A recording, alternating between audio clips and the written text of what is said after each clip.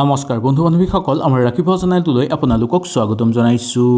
আজি মই আপোনালোকৰ কাৰণে লৈ আহিছোঁ বৃশ্চিক ৰাশি জাতক জাতিকাসকলৰ 2026 চনৰ সম্পূৰ্ণ ৰাশিফল শীতান্তু। এই বৰ্ষটো আপোনালোকৰ কেনেধৰণে পাৰ হ'ব আৰু কি কি সুযোগ সুবিধা লাভ কৰিব পাৰিব। এই বছৰ আপোনালোকৰ স্বাস্থ্য, শিক্ষা, প্ৰেম, কেৰিয়াৰ, অৰ্থ, ভাগ্য আৰু ভৱিষ্যত কেনেকুৱা হ'ব। আহক তেনেহ'লে আমি সুন্দৰভাৱে জানি লওঁ। কিবা বুজি নাপালে নিশ্চয় মোক তলত কমেণ্ট কৰি জনাব। আপোনালোকৰ সকলো প্ৰশ্নৰ উত্তৰ মই আপোনালোকক দিবলৈ চেষ্টা কৰিম। বৃশ্চিক ৰাশিৰ জাতক জাতিকাসকলৰ এই 2026 চনটো মধ্যম ফলাফলৰ মাজেদি পাৰ হোৱা দেখিবলৈ পোৱা যাব। ব্যক্তিগত ক্ষেত্ৰত কিন্তু আপোনালোকৰ যথেষ্ট পৰিমাণে এই বৰ্ষত উন্নত দেখিবলৈ পোৱা যায়। বৃশ্চিক ৰাশিৰ জাতক জাতিকাসকলে বিভিন্ন ক্ষেত্ৰত আপোনালোকে আগুৱাই যাব পাৰিব, যেনে কেৰিয়াৰ, ব্যৱসায়, প্ৰেম আৰু অৰ্থ জীৱনৰ ক্ষেত্ৰত বহুদূৰ আগুৱাই যোৱাৰ প্ৰবল সম্ভাৱনা দেখিবলৈ পোৱা যায়। 2026 চনত বৈদিক জ্যোতিষশাস্ত্ৰৰ অনুসৰি কোৱা হৈছে যে বৃশ্চিক ৰাশিৰ জাতক জাতিকাসকলে নতুনকৈ কিবা কৰিব বিচাৰিলে কৰিব পাৰিব, আৰু আপোনালোকে যদি ভৱিষ্যতৰ কাৰণে কিবা আয়োজনো কৰিব বিচাৰে তেনেহ'লে আপোনালোকে সুন্দৰভাৱে পাৰিব। বৃশ্চিক ৰাশিৰ জাতক জাতিকাসকলৰ 2026 চনৰ স্বাস্থ্যৰ ক্ষেত্ৰত আপোনালোকৰ কিছু দুৰ্বল থাকিব পাৰে। সেই গতিকে স্বাস্থ্যৰ প্ৰতি সাৱধানতা অৱলম্বন আপোনালোকে নিশ্চয় কৰিব। খোৱা বোৱাৰ ক্ষেত্ৰত আপোনালোকে ধ্যান ৰখাটো উচিত। জীৱনশৈলী অলপ পৰিৱৰ্তন কৰিবলৈ আপোনালোকে চেষ্টা কৰিব, তেতিয়াহে আপোনালোকৰ স্বাস্থ্য ভালে থাকিব। চিন্তা আপোনালোকৰ বৃদ্ধি পাবলৈ ধৰিব পাৰে। চিন্তা বৃদ্ধি পোৱাৰ ফলত যাতে মানসিক চাপ বৃদ্ধি নাপায় তাৰ প্ৰতি লক্ষ্য ৰাখিব। আপোনালোকৰ এই বছৰ গ্ৰহৰ স্থিতি ভালেই দেখিবলৈ পোৱা যায়। শনি মহাৰজাৰ পঞ্চম ঘৰত থাকিব, যাৰ ফলত আপোনালোকে কিছুমান ক্ষেত্ৰত বহু বেছি উন্নতি কৰিব পৰাৰো প্ৰবল যোগ দেখিবলৈ পোৱা যাব। বৃশ্চিক ৰাশিৰ জাতক জাতিকাসকলৰ 2026 চনৰ শিক্ষাৰ দৃষ্টিকোণৰ পৰা চাবলৈ গ'লে শিক্ষাৰ গ্ৰহ আপোনালোকৰ খুব উন্নত দেখিবলৈ পোৱা যাব। এই বছৰ আপোনালোকে চলিত বছৰত যি পৰিশ্ৰম কৰিছিল, এই বছৰ আৰু অধিক অকণমান পৰিশ্ৰম কৰিলে দুগুণ উন্নতি কৰিব পাৰিব। ইয়াৰ উপৰিও আপোনালোকৰ ক্ষেত্ৰত শিক্ষাৰ মানদণ্ড বৃদ্ধি পাবলৈ ধৰাৰ প্ৰবল সম্ভাৱনা দেখিবলৈ পোৱা যায়। নতুনকৈ যদি শিক্ষা নতুন কিবা কাৰণত বা কিবা বিষয়ত গ্ৰহণ কৰিব বিচাৰে তেনেহ'লে ঠিক ঠাকেই আপোনালোকৰ পাৰ হোৱা দেখিবলৈ পোৱা যাব। এই বৰ্ষত যদি আপোনালোকে কিছুমান শিক্ষা গ্ৰহণ কৰিবলৈ ইচ্ছুক হয় তেনেহ'লে পাৰিব। মনৰ আশা আপোনালোকৰ পূৰ্ণ হৈ পৰিব। সামাজিক ক্ষেত্ৰত চলি থকা সমস্যাবোৰো দূৰ হৈ পৰিব আৰু শিক্ষাৰ কাৰণে অৰ্থৰ অভাৱ কিছু পৰিমাণে আপোনালোকৰ কম হৈ পৰা দেখিবলৈ পোৱা যাব। প্ৰতিযোগিতামূলক পৰীক্ষাৰ লগত যদি আপোনালোক জড়িত হৈ আছে তেনে ক্ষেত্ৰত এই বৰ্ষত আপোনালোকৰ মধ্যম ফলাফল দেখিবলৈ পোৱা যাব। বৃশ্চিক ৰাশিৰ জাতক জাতিকাসকলৰ ব্যৱসায়িক বাণিজ্যৰ ক্ষেত্ৰত এই 2026 চনটো ঠিকে থাকে পাৰ হ'ব। ব্যৱসায়ত ধন প্ৰাপ্তিৰ প্ৰবল সম্ভাৱনা দেখিবলৈ পোৱা যায়। নিজৰ ক্ষমতাৰ বলেৰেহে আপোনালোকে ব্যৱসায় আৰম্ভ কৰাটো উচিত বা ব্যৱসায় প্ৰসাৰ কৰাটো উচিত। ক্ষমতাতকৈ যদি বেছি প্ৰসাৰ কৰে তেনেহ'লে নিজৰেই আপোনালোকৰ সমস্যা হোৱাৰ সম্ভাৱনা থাকে বা ক্ষমতাৰ দুৰ্বল হৈ পৰাৰ সম্ভাৱনা দেখিবলৈ পোৱা যায়। সঠিক সিদ্ধান্ত ল'বলৈ আপোনালোকে বিশেষভাৱে চিন্তা কৰিব। সেই সিদ্ধান্ত লোৱাৰ ক্ষেত্ৰত যদি আপোনালোকৰ কিবা খেলি মেলি হয় তেনেহ'লে ঘৰৰ মানুহৰ পৰামৰ্শ ল'ব পাৰে, নাইবা গুৰুস্থানীয় ব্যক্তিৰ পৰামৰ্শ ল'ব। কিন্তু যাৰে তাৰে পৰামৰ্শ ল'লে ব্যৱসায়িক ক্ষেত্ৰত আপোনালোকৰ লোকচানৰ সম্ভাৱনা দেখিবলৈ পোৱা যায়। সঠিক সময়ত ব্যৱসায় বাণিজ্য আপোনালোকে আৰম্ভ কৰিব পাৰিব। এই বৰ্ষত লেনদেনৰ ক্ষেত্ৰত ইমান বেয়া দেখিবলৈ পোৱা নাযায়। নতুন ক্ষেত্ৰত আপোনালোকৰ যোগদান দেখিবলৈ পোৱা যাব আৰু লগতে ব্যৱসায়িক বাণিজ্যৰ ক্ষেত্ৰত আপোনালোকে বিনিয়োগ কৰিব বিচাৰিলেও সুন্দৰভাৱে বিনিয়োগ কৰিব পাৰিব।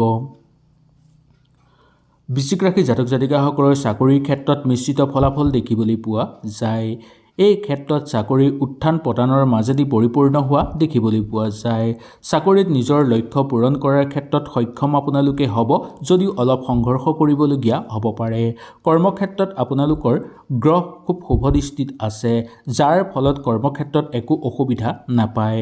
ঘৰত যদি কিবা সমস্যা বাঢ়িছে তেনেহ'লে সেই সমস্যাও আপোনালোকৰ সমাধান হৈ পৰিব।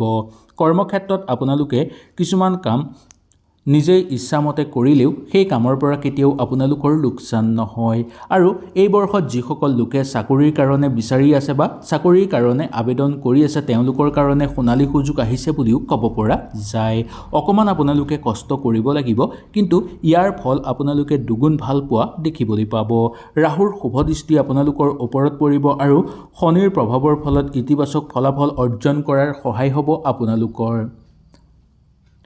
চাকৰি কৰি থকা লোকসকলে যদি স্থান পৰিৱৰ্তন কৰিবলৈ ইচ্ছা কৰি আছে তেনে ক্ষেত্ৰতো আপোনালোকে এই বৰ্ষত পাৰিব, বা চাকৰিৰ স্থান পৰিৱৰ্তনৰ ফলতো আপোনালোকৰ লাভৱান হোৱাৰ যোগ দেখিবলৈ পোৱা যায়। পদোন্নতিৰ সম্ভাৱনা আছে। চাকৰিৰ কৰ্মবোজা বৃদ্ধি পালেও আপোনালোকৰ ইমান চিন্তাৰ কাৰণ নাই বুলি ক'ব পৰা যায়। বৃশ্চিক ৰাশি জাতক জাতিকাসকলৰ আৰ্থিক জীৱনৰ কথা ক'বলৈ হ'লে আৰ্থিক জীৱনটো এই 2026 বৰ্ষতো ভালেই পাৰ হ'ব। কিছুমান ক্ষেত্ৰত কৰ্মক্ষেত্ৰত আপোনালোকে সহযোগীৰ লগত মিলি বহুদূৰ আগুৱাই যাব পাৰিব আৰু প্ৰচুৰ পৰিমাণে অৰ্থ উপাৰ্জন কৰিব পাৰিব। কৰ্ম সংস্থাপন লাভ কৰিব পাৰিব। চাকৰি পোৱাৰ প্ৰবল সম্ভাৱনা আছে আৰু তাৰ ফলত আপোনালোকৰ অৰ্থ উপাৰ্জনো বৃদ্ধি পাবলৈ ধৰিব।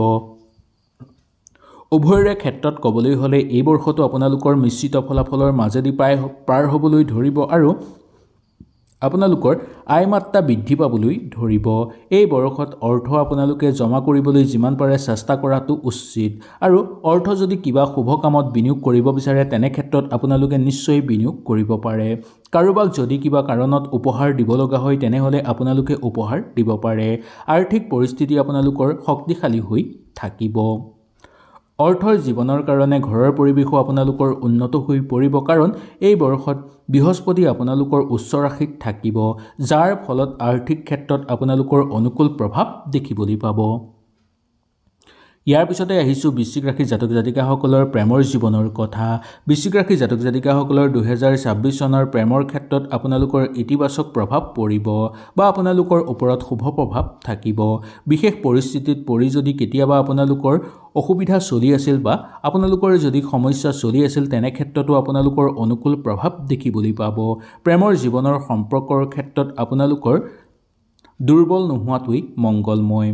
আপোনালোকে সম্পৰ্ক অলপ টান কৰি ৰাখিবলৈ চেষ্টা কৰিব। শনি আপোনালোকৰ পঞ্চম ভাগত থাকিব। ইয়াৰ ফলত প্ৰেমৰ জীৱনত আৰু অধিক উৎসাহ দেখিবলৈ পোৱা যাব আৰু ইতিবাচক প্ৰভাৱ আপোনালোকৰ ওপৰত পৰিব। প্ৰেম বিচাৰি থকা লোকসকলৰ কাৰণেও প্ৰেমৰ প্ৰস্তাৱ অহাৰ যোগ আছে, বা ইয়াৰ লগতে ক'ব লাগিব যে প্ৰেমত যদি আপোনালোকে সোমাম বুলি ভাবি আছে তেনে ক্ষেত্ৰতো আপোনালোকৰ কাৰণে এই বৰ্ষটো অনুকূল হিচাপে পাৰ হোৱা দেখিবলৈ পোৱা যাব। প্ৰেম বিবাহৰো যোগ দেখিবলৈ পাব, কিন্তু কেতিয়াবা সমস্যা আহি পৰিব পাৰে। সেই সমস্যাবোৰ আপোনালোকে নিজেই সমাধান কৰি ল'বলৈ চেষ্টা কৰিব। আপোনাৰ ভাগ্যই আপোনাক পঞ্চম ঘৰত স্থান দিব, যাৰ ফলত আপোনালোকে কেওফালৰ পৰা প্ৰেমত উৎসাহ আৰু উদ্গতি লাভ কৰিবলৈ সক্ষম হোৱা দেখিবলৈ পোৱা যায়। বৃশ্চিক ৰাশি জাতক জাতিকাসকলৰ বিবাহ বা বৈবাহিক জীৱনৰ কথা ক'বলৈ হ'লে এই বৰ্ষটো ঠিকে ঠাকে পাৰ হোৱা দেখিবলৈ পোৱা যাব। বিবাহৰ প্ৰস্তাৱ আপোনালোকৰ ঘৰলৈ আহিব পাৰে। যোনসকল লোকে বিবাহৰ অপেক্ষাত ৰৈ আছে বৃশ্চিক ৰাশি জাতক জাতিকাসকলে তেওঁলোকে বিবাহৰ কাৰণে আগভাগ লৈ চাব পাৰে বা কথা বতৰা আগভাগ ল'ব পাৰে। ইয়াৰ ফলত আপোনালোকৰ বৈবাহিক ক্ষেত্ৰত অনুকূল প্ৰভাৱ হৈ থাকিব আৰু লগতে বিবাহৰ প্ৰস্তাৱ আপোনালোকে প্ৰেৰণো কৰিব পাৰিব, নাইবা আপোনালোকৰ ঘৰলৈও বিবাহৰ প্ৰস্তাৱ অহাৰ সম্ভাৱনা দেখিবলৈ পোৱা যাব।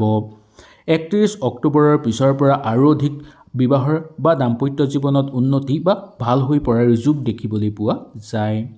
বৈবাহিক জীৱনৰ ক্ষেত্ৰৰ কথা ক'বলৈ হ'লে বৈবাহিক জীৱনত আপোনালোকৰ অনুকূল প্ৰভাৱ থাকিব। বৈবাহিক জীৱনত সৰু সুৰা খুটখাট থাকিলেও ইমান সমস্যাৰ কথা নাই বুলি ক'ব পৰা যায়। যদি আপুনি অলপ সংযম হৈ আৰু ধৈৰ্য ধৰি চলে তেনেহ'লে আপোনালোকৰ অনুকূল প্ৰভাৱ পৰি থাকিব। দ্বিতীয় ভাগত অধিপতি হৈ থাকিব শুক্ৰ এই বৰ্ষত। ইয়াৰ ফলত বৈবাহিক জীৱনত আপোনালোকৰ নতুন সুযোগ বা নতুন ভাল খবৰ আহিব। আৰু চতুৰ্থ ভাগত থাকিব ৰাহু আৰু পঞ্চম ভাগত থাকিব শনি, যাৰ ফলত বৈবাহিক জীৱনৰ ক্ষেত্ৰত আপোনালোকৰ একো অসুবিধা দেখিবলৈ পোৱা নাযাব। বৃশ্চিক ৰাশি জাতক জাতিকাসকলৰ পাৰিবাৰিক জীৱনৰ কথা এই বৰ্ষত ক'বলৈ হ'লে পাৰিবাৰিক জীৱনৰ ক্ষেত্ৰত অনুকূল হিচাপে পাৰ হ'ব। পাৰিবাৰিক চলি থকা সমস্যাবোৰ আপোনালোকৰ ম্লান পৰি যাব। দ্বিতীয় ভাগত শনিৰ দৃষ্টিৰ পৰিমাণ থাকিব, যাৰ ফলত মধ্যম ফলাফল দেখিবলৈ পোৱা যাব। জীৱনত চলি থকা সমস্যাবোৰ দূৰ হ'ব, ঘৰৰ মানুহৰ লগত সম্পৰ্ক ভাল হ'ব আৰু ঘৰৰ মানুহৰ মাজত আপোনালোকৰ উৎসাহ আৰু লগতে শ্ৰদ্ধা বৃদ্ধি পাবলৈ ধৰাৰ যোগ দেখিবলৈ পোৱা যায়।